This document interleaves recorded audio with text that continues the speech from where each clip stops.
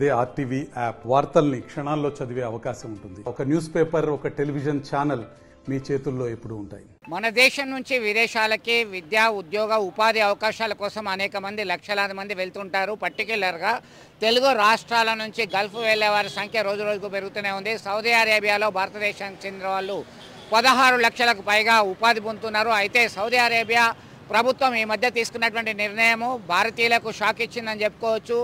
ముందుగానే వృత్తిపరమైనటువంటి సర్టిఫికేట్కి సంబంధించినటువంటి వెరిఫికేషన్ చేయించుకోవాలి. ఖచ్చితంగా నాణ్యమైనటువంటి వ్యక్తులను మాత్రమే అక్కడ ఉపాధి అవకాశాలు లభించేటువంటి పరిస్థితికి ఉంది. దీనివల్ల అందరికీ ఉద్యోగ ఉపాధి అవకాశాలు లభించే పరిస్థితి లేదు. మరింత కఠినతరమయ్యాయి. సౌదీ అరేబియా తీసుకొచ్చినటువంటి ఈ నిబంధనలు ప్రపంచవ్యాప్తంగా సౌదీ వెళ్ళే వారికి సంబంధించి వర్తిస్తాయి. ముఖ్యంగా భారతీయులు రోజు రోజుకు అక్కడ గల్ఫ్ బాట పట్టే వారి సంఖ్య పెరుగుతూనే ఉంది. ఉమ్మడి కరీంనగర్ జిల్లా వ్యాప్తంగా సైతం సౌదీ అరేబియా లాంటి దేశాలకు వెళ్ళిన వారి సంఖ్య చాలా ఉంది.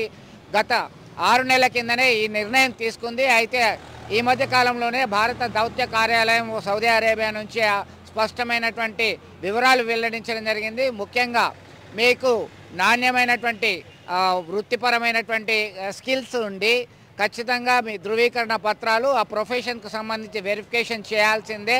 ఇట్లాంటి నిబంధనలతో ఆజాదీ వీసా కావచ్చు, ఇతరత్ర కళ్ళవెల్లి కావచ్చు, టూరిస్ట్ వీసాతో వెళ్ళే వారికి ఉద్యోగ అవకాశాలకి గండిపడే అవకాశం ఉంది. దీని పట్ల భిన్నమైన మిశ్రమ స్పందన వస్తుంది.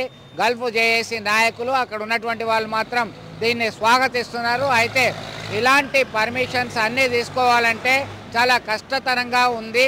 గతంలో ఉన్నటువంటి నియమ నిబంధనలకి ఈ నియమ నిబంధనలకి మధ్య వ్యత్యాసం చాలా ఉంది. కాబట్టి అంత ఈజీ కాదు సౌదీ అరేబియా వెళ్ళి అక్కడ ఉద్యోగం చేయడం అనేది ఇప్పటి నుంచి అనేటువంటి విషయం పైన చర్చ అయితే జరుగుతుంది. విడిజన్లు సుమంత్తో కలిసి చంద్రశేఖర్, RTV కరీంనగర్ నుంచి. మరిన్ని వీడియోస్ కోసం ఛానల్ ని సబ్స్క్రైబ్ చేయండి. లేటెస్ట్ అప్డేట్స్ కోసం వాట్సాప్ ఛానల్ ని ఫాలో చేయండి. అండ్ లింక్ డిస్క్రిప్షన్ లో ఉంది.